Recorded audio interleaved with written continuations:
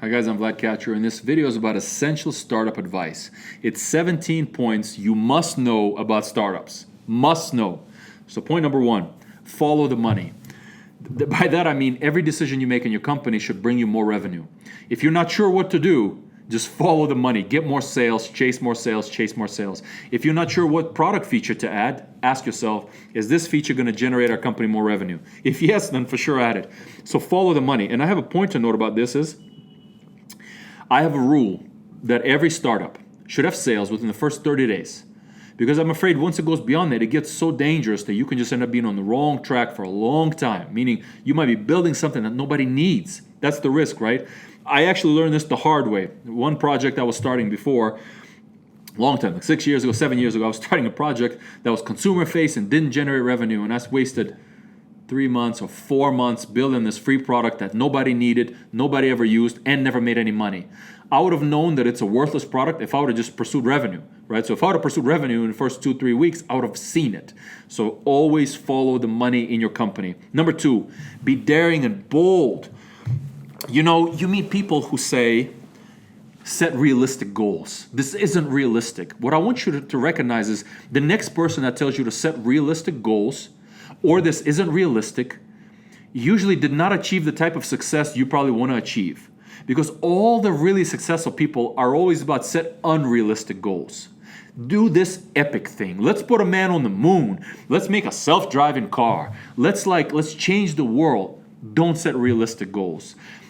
The best people want to pursue hard initiatives, meaningful initiatives. So if you're setting realistic marginal goals, your people won't be excited. So you got to make sure to set bold, crazy initiatives because that's how you people get excited to even pursue those initiatives. Number 3, who you hire will be your company. So for every team member you're thinking about hiring, ask yourself, if I have 20 guys just like him, am I going to have a great company? And if your answer is no, don't hire this person. They say like regression to the mean. So if you only hire A players, you're going to build a big company. But the second you bring in a B player and a C player, all you people digress, and before you know it, everyone's doing C-level work. So only hire A players and ask yourself, am I fine to have 20 more people just like this guy? Number 4, be willing to fail a lot. Do bold, crazy things. 9 out of 10 of them won't work, and that's okay. But the one thing that does work, since you were aggressive and bold, will be a 10x initiative. So you'll end up actually making drastic progress. We've always we never care about failure much. We care that if it fails, let it fail very quickly, right? Like let's make sure that it fails in a week instead of in 6 months. A 6 months failure is terrible. A 1 week failure is great. A 2-day failure is even better than 1 week. So try to fail quickly. Find out if it's working or not working. Next, number 5. Better to have a missing role than a bad hire. This is so true. Imagine you hire a guy, you source him, you bring him into your company, you then make an offer, then you negotiate the offer, then he joins, then you train him and it doesn't work out. Imagine the cost and the time wasted on this. It sucks majorly, right? And then it's bad for your people when they leave. So a wrong hire will cost you a lot of money because of the time wasted and the effect on the team. So if you don't have the right fit for a role, keep it blank. Don't even hire anybody. It's better to have a missing role than a bad hire in the company. Number 6, always go with your instincts. I learned this the hard way. You have the little instinct that kind of tells you what to do in many situations. And if you ever ignore it, it's going to just be a big mistake and it's going to drive your company downward. And this happened to me many times when I did not go with my instincts and I had those small doubts. It always hurt me so bad. So always go with your instincts, even if you're not sure why. And just to give you an example, our genes, our genetics, we're human beings, we've been around for thousands of years.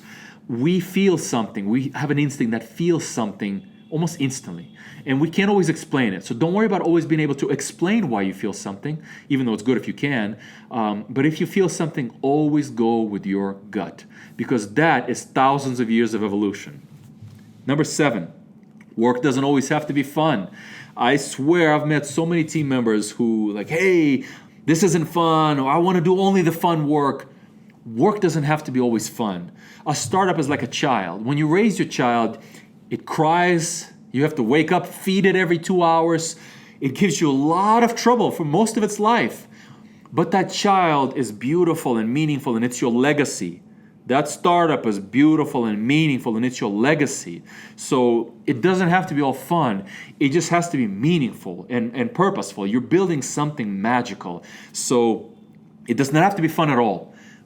You should just know what you're driving towards, why it's important. Next point is number 8, sales about process. I swear I learned this the hard way. I hired a salesperson, and I said, go ahead, bro. Find the leads and just make them buy. And he never found the leads, and he never made anyone buy, because that's what I realized. Sales about process. You have to give them the exact leads, who to hit. And then you have to even give them the exact scripts, right? Like what to say on a call, what's the follow-up, what's the FAQs, the whole flow of your sales. And if it's email, all of the templates, they won't be able to figure it out. You have to give all of this to your sales team. That's part of it.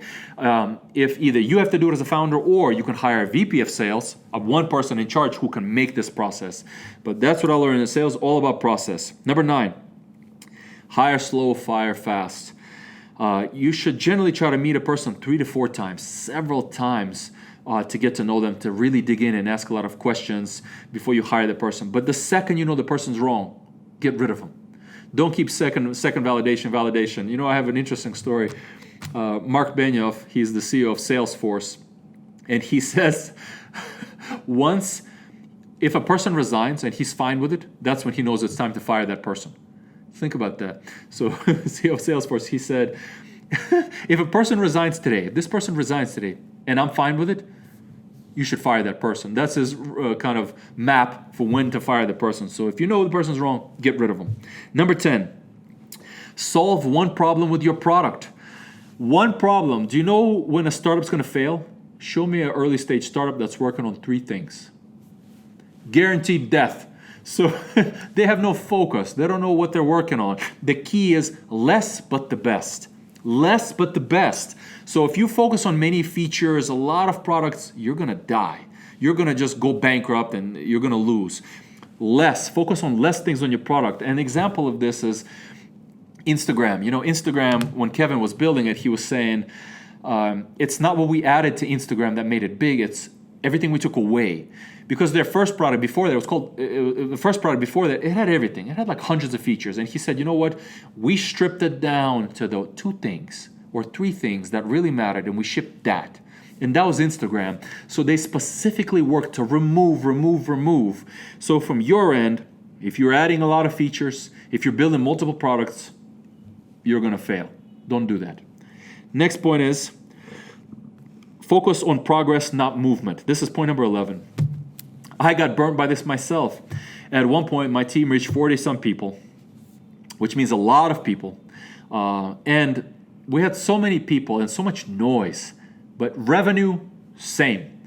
Costs, way higher. Revenue, same. Which means we had so much movement, but zero progress. Meaning all those people didn't contribute even $1 in revenue and didn't decrease in costs, but except increase the cost. So focus, ask yourself always when you're working on something, say, am I making progress, or is this just movement and noise? And what you'll see is I answered that question. I said, wow, we're making zero progress. We're exactly the same. It's just so much extra noise and movement. You can't get caught in that trap. Next point is number 12. Key to growth is changing and iterating quickly. As a startup, your number one thing is speed. It's the ability to kind of decide something and make that happen in 1 or 2 days. To change the feature and iterate 1 or 2 days. So you have to change and iterate very quickly. 1 or 2 days, meaning speed is your main weapon. Number 13. I love number 13. If there's no action, that information doesn't matter to me. So if there's no action from your information, that information does not matter. So seek it this way, right? So when people come to you or people have ideas, say, absolutely, what's the action? What's the action from this information? And if there's no action, don't bring it.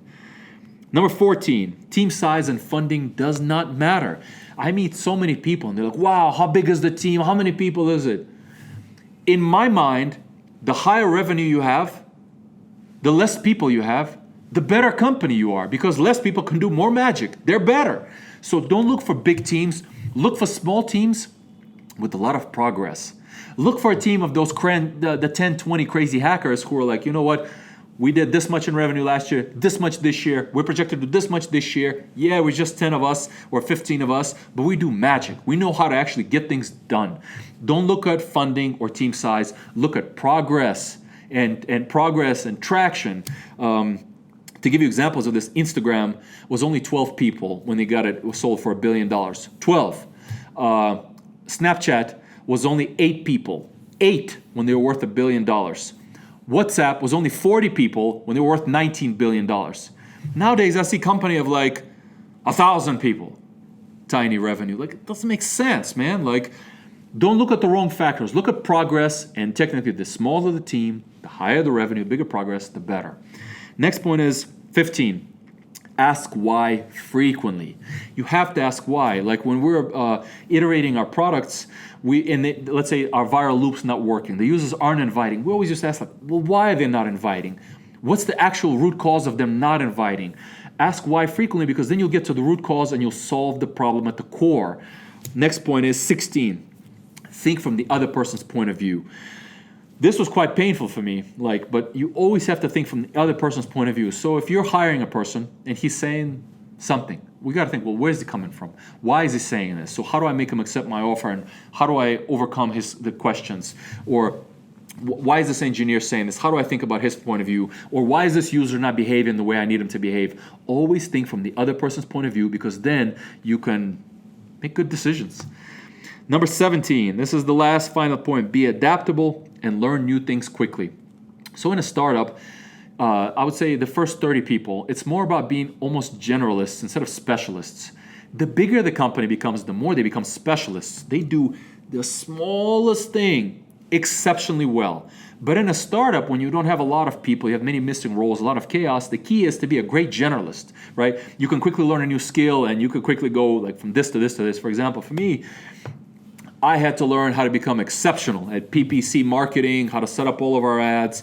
I had to learn how to become exceptional at product, had to learn how to be exceptional in design, had to learn how to be exceptional at recruiting and sourcing, had to learn how to be exceptional at user acquisition, everything. And I didn't have any of these skills. It's just you have to learn it. Now note, I can hire people who are better than me. That's true.